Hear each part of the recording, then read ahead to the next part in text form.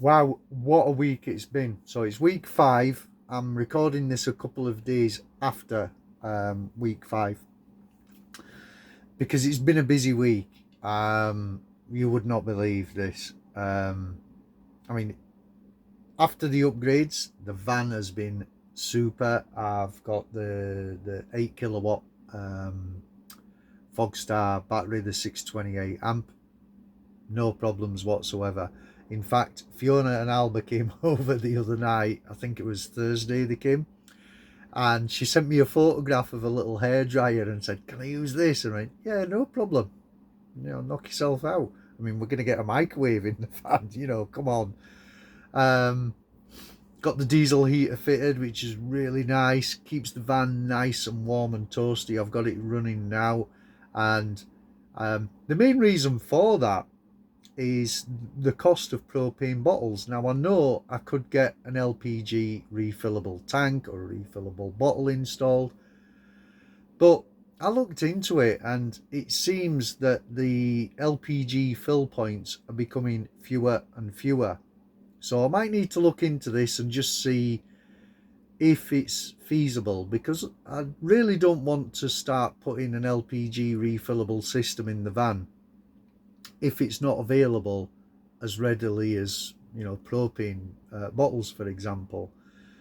Anybody who knows any better, please let me know, because we will be travelling around Scotland from May till probably November, December, I don't know. But I also spend time in Yorkshire, and I know when I was in Yorkshire, trying to find LPG was difficult. So maybe I was using the wrong app or using the wrong website to search. Um, but the suggestion that was made was have an LPG refillable bottle installed, connected to a tap on the outside. There is space for it. We could put one there, and then have the propane as a backup. But can you run both of these on the same pigtail? Because right now I have a system, well, I suppose it'd be like that, where you've got one bottle here and another bottle here and an isolator in the middle. Or not an isolator, a switchover, because it's a Heimer. We've got this system. But I don't use it. I turn one bottle on and one bottle off, so I know where my gas is. Right now I'm fine. I haven't used that much gas since we got the diesel heater installed. But I'm thinking later down the road, maybe go for LPG. I don't know. I really don't. What are your thoughts? But I need comments from people who have actually had an LPG system fitted and travel around the north of England and Scotland. Because in my opinion, it seems to be really difficult to come by. But maybe I'm wrong. I don't know.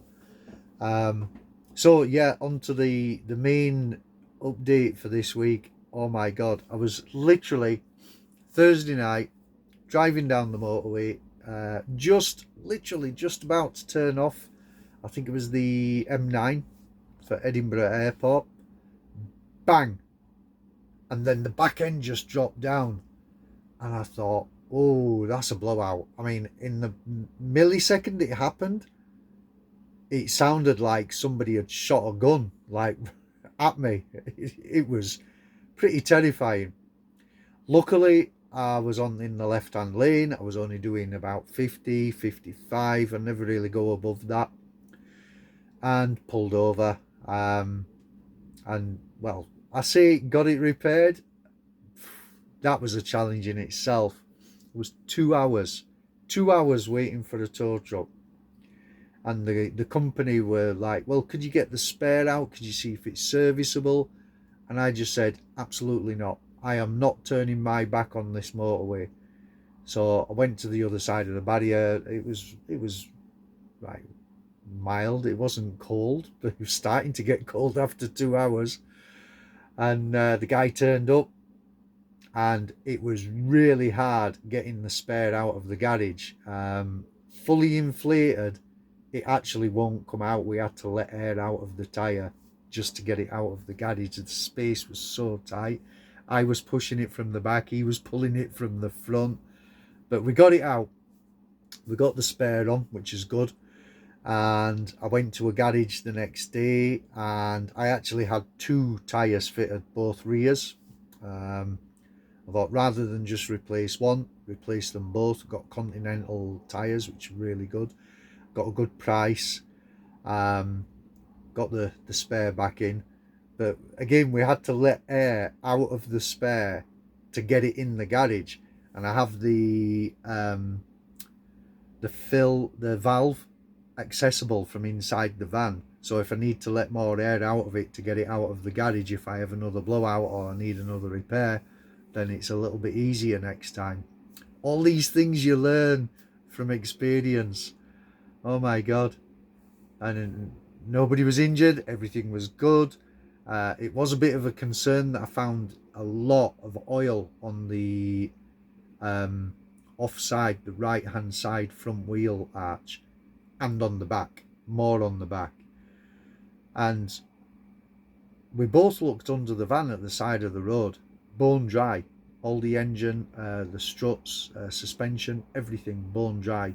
So we think I ran over something on the motorway and the back wheel caught it and the rear wheel took the damage. So that's pretty much it. And the big news, Fiona and Albert are both here. So I picked them up Thursday night at the airport, and that was a bit of a challenge because there's no parking. The police stopped to ask what I was doing, and I said, I'm just organising the van, I'm waiting for the girls. I said I had a blowout on the motorway. 2 coppers stopped and both of them said, oh, that was you on the motorway. And I'm thinking, you could have stopped to ask if I was okay. I mean, luckily I was okay, but you know, obviously they're busy doing other things, stopping real crime like speeders. What else? Yeah, oh my God. I've started getting really frugal with my water. 120 litres can last me up to 10 days, which I think is pretty good.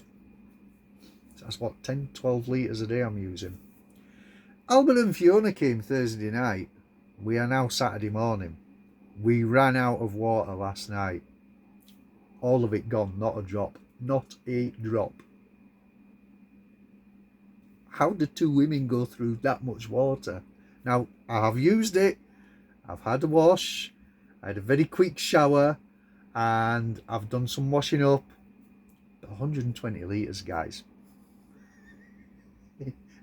Really, it was 1 day. They say it was 2, but it was 1 because it ran out last night. I actually tried to make a cup of tea this morning. I turned the tap on. Like, oh, there's no water. Well, luckily we've got bottled water for that as well. I thought that was funny. So that's been my last week. It's been interesting. I've got Fiona and Albert are over at the college at the moment with a friend, looking at the courses. I'm just doing some work in the van, and I think we'll be heading up to Aberdeen today, maybe later today, tomorrow. And that's it. So pretty good week. I'm going to drop some photographs in of that breakdown. That was sketchy. That was sketchy. Oh my God. Yeah. Luckily it was the M90 and it was 10 o'clock at night and it was quiet. If it had been busier, it would have been really worrying. Oh, do me a favour though, if you've got an LPG system and a refillable LPG system and you travel around Scotland and around the north of England, I'd be really interested in how easy you find fill points. Not so much bothered about the price, we know it's cheaper, but how easy it is to find fill points, because I've heard tales of garages refusing to let people fill when they discover that it's connected to the heating system rather than the vehicle's engine. I've heard of attendants coming out and basically telling people to do one, you know, because they won't let them use it. I know that you can't take the bottle out technically and fill it out on the forecourt, but I would really be interested in anybody that uses LPG refillable in the north of England and Scotland. I'd really love your opinion. Thanks very much for watching, guys. Please like the video. I know they're not super exciting and we don't have loads of clickbait and what have you, but travels will come. We are travelling around Scotland at some point. We're going to be exploring, and I love Scotland. I love travelling. I love going around and exploring new places. Right now I'm in Loch Forfar, which is really nice, but I haven't had an opportunity to walk around it yet. I'm going to do that now because I've had some family issues to deal with. I just love Scotland. I love the countryside. The people are fantastic. It's just a beautiful place to be. In a motorhome, even better. It's spectacular. I love it. I think I said that before. So have a good day, guys. Any comments, stick them down below. Give me a like. Please subscribe if you want to keep up to date with what's going on and what we're going to get up to over the next few months. And share the video. Why not? If you know anybody who likes van life, why not share it? You know, because I will be sharing the good, the bad, and the ugly. Everything will get shared on this channel. Adult appropriate, of course. See you later, guys.